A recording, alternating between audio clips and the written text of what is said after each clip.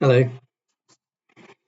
A few thoughts from 1 Samuel 20, verse 4, which says, Jonathan said to David, "Whatever you want me to do, I'll do for you.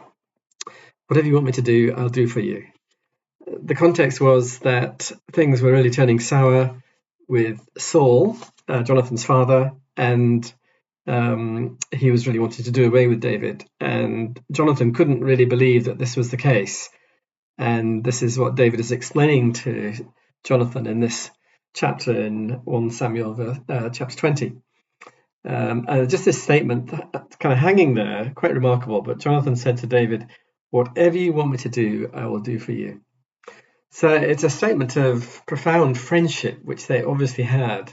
And Jonathan was willing to do anything for David, and no doubt likewise David for Jonathan. And that's a good challenge to us. It's a good challenge to me, actually, to be a good friend to people.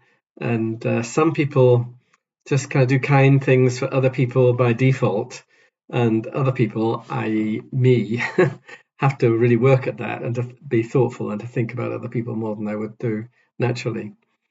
And that's the context here. So a challenge to be a good friend to people, let that sit in our hearts, but also just spiritualizing this a little bit.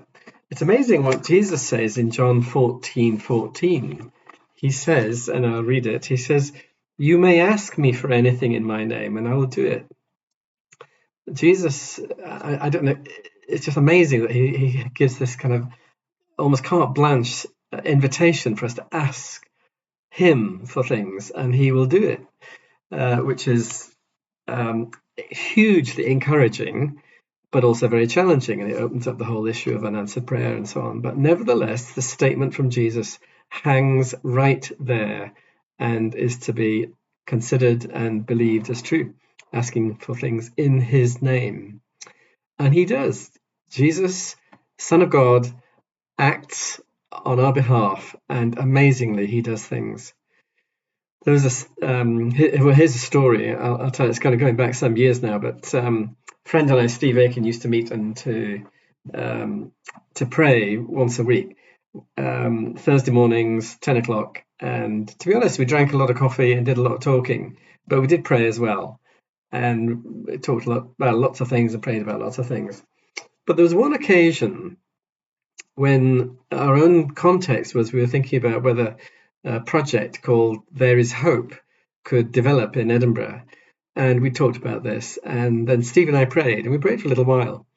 And after a while, Steve interrupted the time and he said, "You know, I think if we were to ask God for something specific, he would give it." And the amazing thing was that was exactly what I was thinking at the same time as Steve was articulating this. So we had a fascinating and humorous conversation about what we should ask for. Nice car, nice house, etc. But then we got a little bit more spiritual and we decided to ask for 10 churches to get involved in this emerging project, which became known as There Is Hope. And so we asked, and it was it was kind of rare, but a very special moment that we both knew that God was going to give 10 churches to get involved in this. And that we felt was asking for about 10 miracles of churches working together. So the weeks passed and there was a printing deadline for involvement in this project. And there Steve and I were on the Thursday morning prior to the print deadline. And amazingly, 9 churches had got involved in this. And we were thrilled about that, but we still thought, well, where's number 10? And I was out all day and I got back home and Claire had actually taken a call during the evening when I was out, and it was from a good friend at Ferny Hill Evangelical Church, and they'd been having their elders meeting and they'd heard about this There Is Hope thing and wondering if they could still be involved. And they said, "Right, John, you go and phone David right now and see if it's still possible to be involved."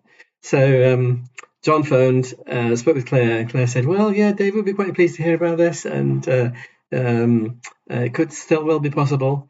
And when I got home, Claire told me about that, and she said, "Well, what would be the best news that you could hear for today?" And I said, "Number 10." And she said, "Yes, Ferny Hill phoned, and they're in." So we had 10 churches, and that rolled out. one year, and then the next year there were 30 churches, and then the next year there were 50 churches. And There Is Hope ran for several years across Edinburgh. Some of you perhaps remember that.